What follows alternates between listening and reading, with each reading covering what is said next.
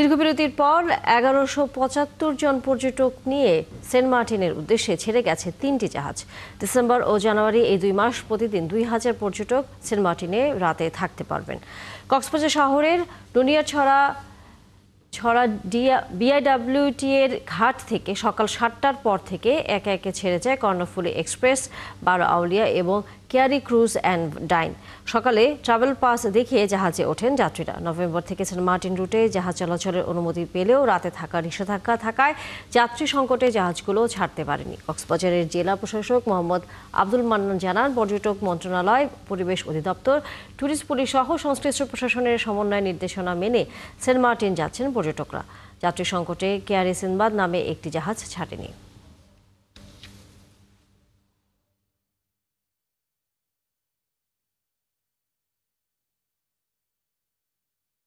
যেহেতু ওখানে বৈচিত্র্য নষ্ট হয়, বেশি লোক গেলে সীমিত আকারে যাব, দরকার হয় এই বছর না পারি আর সামনের বছর যাব, এইভাবে যেন যাওয়া হয়। প্রক্রিয়াটা সহজ, ভালো লেগেছে এবং আপনাদের পরিবেশ অধিদপ্তর থেকে একটা উপহারও পেলাম আমরা, এটা পেয়ে আরো বেশি আনন্দ লাগতেছে।